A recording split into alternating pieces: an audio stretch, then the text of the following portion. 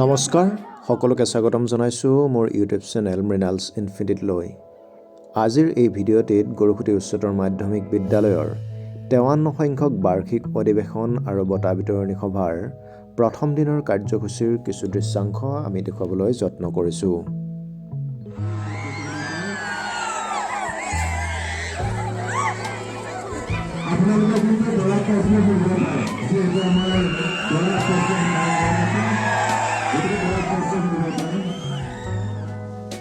আজি 27 ডিচেম্বৰ মঙলবাৰে বন্তি প্ৰজ্বলন, বিদ্যালয় তথা ছাত্ৰ পৰিষদৰ পতাকা উত্তোলন আৰু স্মৃতি তৰ্পণৰ পিছতেই আকৰ্ষণীয় ভেকচন প্ৰতিযোগিতা আৰম্ভ হয়। আৰু এই প্ৰতিযোগিতাত বিদ্যালয়ৰ ছাত্ৰ ছাত্ৰীসকলে বিভিন্ন ধৰণৰ প্ৰদৰ্শন কৰি সকলোকে আশ্চৰ্যচকিত কৰি তুলিবলৈ সক্ষম হয়।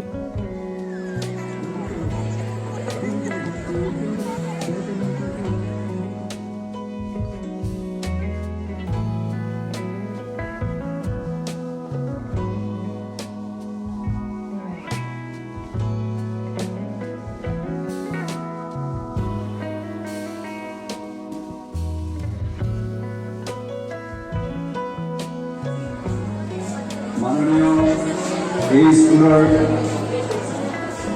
শিক্ষক শিক্ষয়িত্ৰীবৃন্দ, আকৰ্ষণীয় ভেকচন প্ৰতিযোগিতাৰ পিছতেই সাংস্কৃতিক প্ৰতিযোগিতাসমূহ আৰম্ভ হয় আৰু এই সাংস্কৃতিক প্ৰতিযোগিতাৰ বাবে সাংস্কৃতিক মঞ্চখন উদ্বোধন কৰে মাননীয় শ্ৰী অচ্যুত কুমাৰ নাথদেৱে।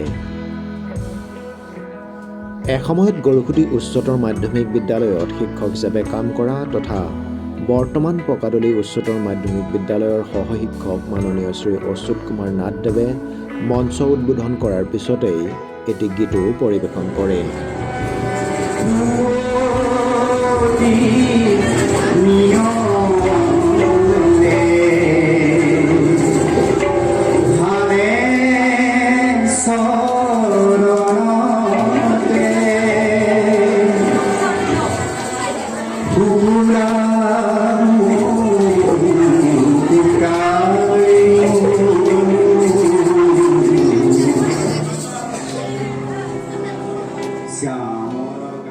উদ্বোধক মহোদয়ৰ ভাষণৰ পিছতে গৰুখুটি উচ্চতৰ মাধ্যমিক বিদ্যালয়ৰ বৰ্তমানৰ ভাৰপ্ৰাপ্ত অধ্যক্ষ মাননীয় শ্ৰী দণ্ডধৰ নাথদেৱে ছাত্ৰ ছাত্ৰী তথা প্ৰতিযোগীসকলৰ উদ্দেশ্যে ভাষণ ৰাখে।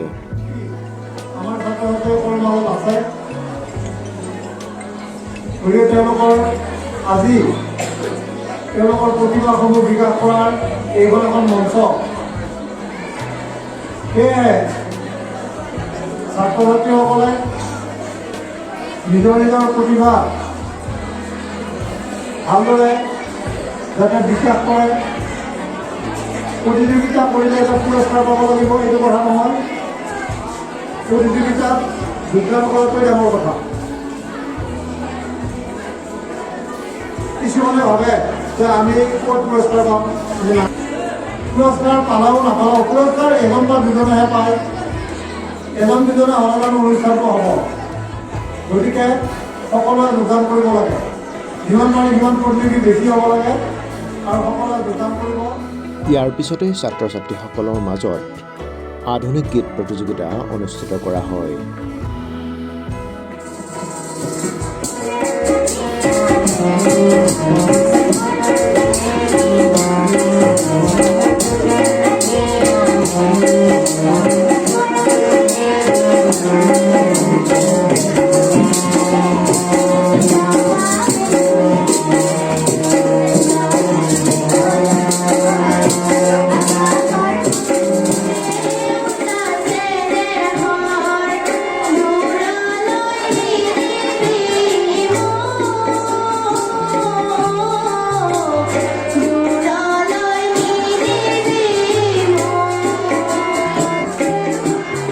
আধুনিক গীত প্ৰতিযোগিতাৰ পিছতে জ্যোতি সংগীত আৰু বিষ্ণুৰাভা সংগীত প্ৰতিযোগিতাৰ আয়োজন কৰা হয়। ইয়াৰ উপৰি জিকিৰ, লোকগীত আৰু চিয়া গীত প্ৰতিযোগিতাও ছাত্ৰ ছাত্ৰীসকলৰ মাজত অনুষ্ঠিত কৰা হয়।